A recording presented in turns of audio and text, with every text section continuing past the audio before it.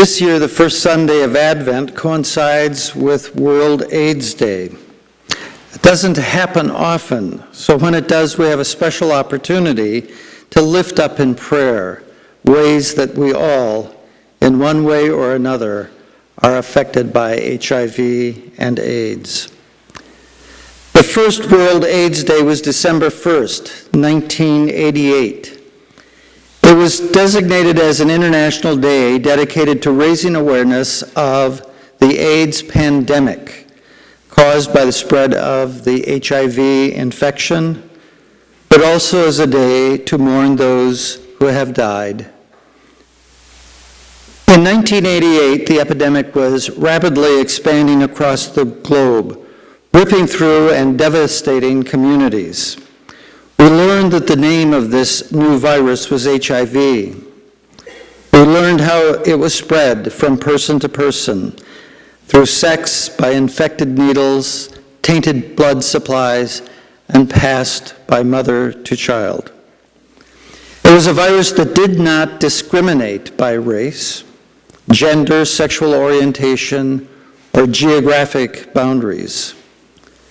This epidemic brought out the best in us and also the worst, as caring and compassion went head to head against fear, prejudice, and stigma. As we begin our journey through Advent, I'm reminded of the journey of Mary and Joseph on their way to Bethlehem. There was no room for them in the inn, but the caretaker provided shelter. It was in a stable, but they had shelter in their hour of need. Nearly 40 years ago, at the beginning of this AIDS journey, many nursing homes turned away and denied care to the dying. And this was just one example of the fear and how it was expressed. But, not surprisingly, the religious community stepped up. Brother Louis opened a Samaritan house. St. Joan of Arc Catholic Church converted a convent and named it Grace House. All God's Children, MCC in Minneapolis, bought a house in the neighborhood and called it Agape Home. And this was followed by Hope House in Stillwater, and Grace 2 and Agape Dos, and finally Claire House in this neighborhood just a few blocks away. There was room in these inns, not enough for all who needed it, but there was room and care and compassion. Samaritan, Grace, Agape, Claire, Hope. As people of faith, we stepped forward. Now, much progress has been made in the treatment of HIV, and it is no longer a death sentence for those who are able to access treatment. But there is still much to do.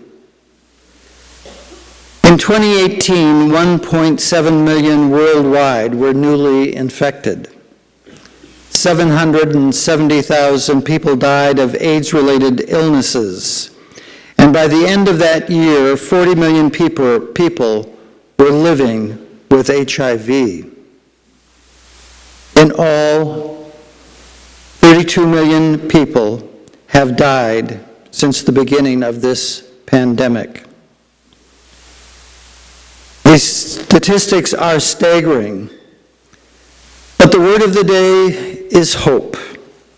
There is hope that we can end the spread of HIV infection through education, expanded access to treatment, and medical advances.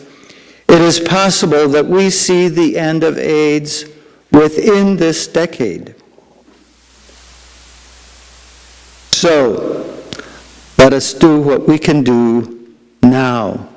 Do what we do best. Let us pray. God of hope, we acknowledge that all of us are affected by HIV and AIDS. In this season of Advent, we give thanks for the signs of hope, for growing understanding, for medical advances, for changing attitudes and behavior, and for greater awareness and concern in your church. God of unity, bring us together with strong ties of love, that all places of worship will be places where everyone can find acceptance. May our church be a place of welcome for all affected by HIV and AIDS. May we be a place where care is given and received, where stories are told and heard, where fear is overcome by love, and where you are to be found. God of promise, the end of HIV and AIDS is in sight. Give us courage to run the race set before us. We look to you in prayer and action for a day when all will have access to education and information, for a day when all who need it can get affordable housing and good quality treatment, for a day when all are affirmed, included, and given care and support. Let us shed our cynicism and hesitance to act. May we surprise you as you surprise us. And we acknowledge in silence those we have loved and lost, remembering them today and every day for the gift of their lives.